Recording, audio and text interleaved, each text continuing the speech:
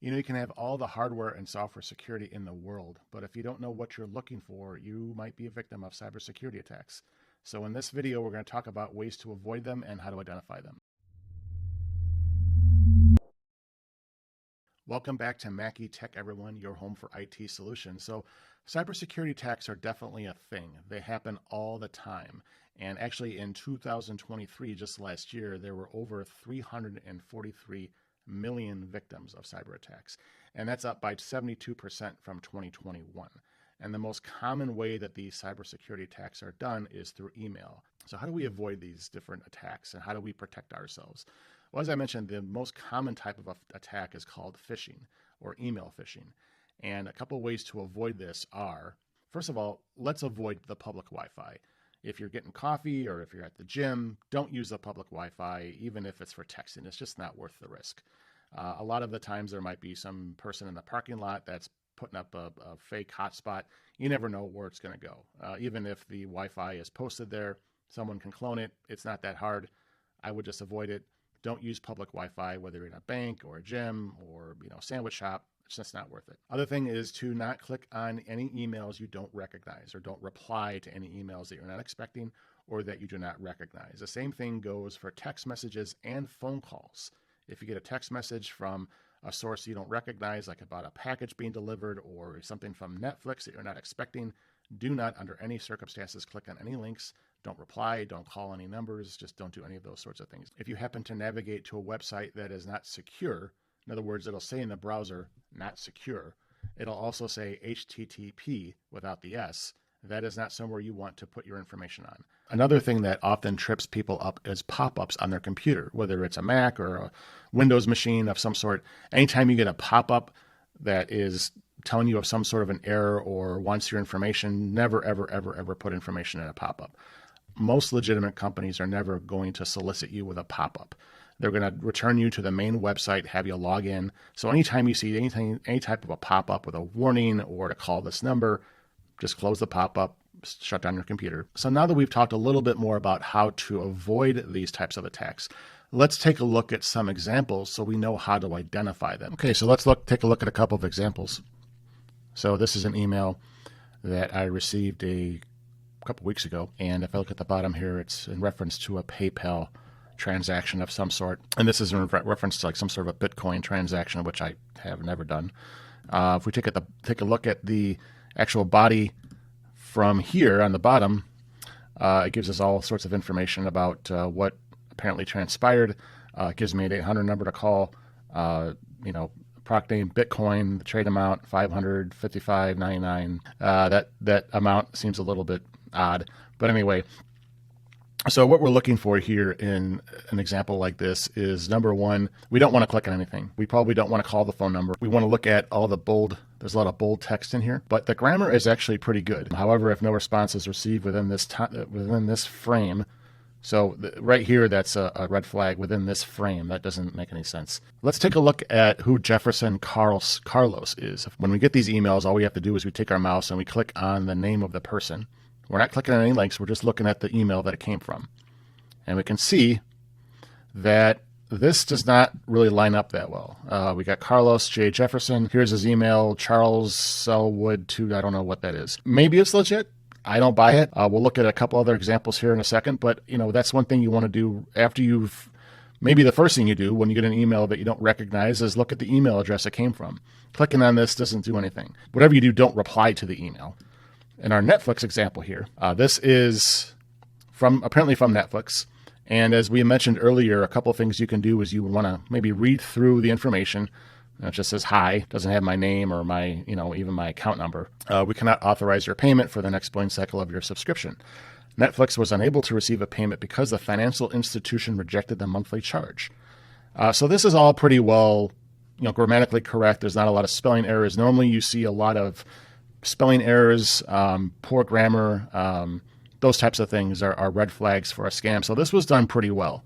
A lot of these look very professional. In other words, they do look legit. The thing you want to remember is big companies like Netflix and Amazon, anywhere you make a purchase that's a big outfit, they're never going to send you stuff like this. That's just not the way they do business. And they'll even tell you that, we're not going to send you emails with links to update your account information unless you had requested it. I did not have a link for this try again payment. Again, the wording of that is a little suspicious. But one of the things you can do is if you do see an email like this after reading it, you can take your mouse and hover over, don't click, but hover over the link and see where it's sending you. And I would probably almost guarantee you that it's sending you somewhere fraudulent. Let's take a look at where this is from. We have this boxed up here. Let's take a closer look at that. So it's from Rahma, I can't pronounce this, at something.com. That's not Netflix. So, that doesn't even come close. So, whenever you get these emails, it'll say initially it'll say Netflix in the from area, but always click on where it says from, and that will give you the actual email address that it came from. And that'll give you a good idea whether or not it's authentic or not. Let's take a look at an example from a text message. So here's a text message that I got, and there's a couple things on here that we're going to look at. So it says your account is on hold. We're having some trouble with your current billing information. Recovery your account. Immediately click link below. And it has a link, and it has, please take action on your account within 48 hours to avoid permanent suspension regards Netflix. So a couple things that we'll outline here is obviously the link. This is not a Netflix link. And here's I'll show you how to identify that. But what's also odd is the use of the word recovery, your account immediately link below. That's not grammatically correct. So that's a first red flag. Second red flag is this HTTP. That is not secure. Secure website is going to be HTTPS. That means it has an SSL certificate. All legitimate websites have HTTPS. If you go to Amazon, go to Netflix, go to Google, go to any legitimate website that you know of, and it'll have HTTPS. It'll say secure.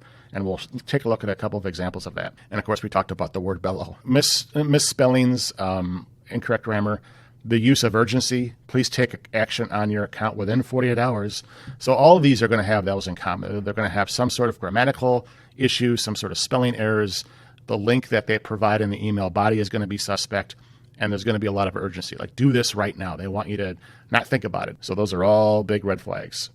Okay, so here's an example of the legitimate Netflix website. It says HTTPS, netflix.com, connection is secure.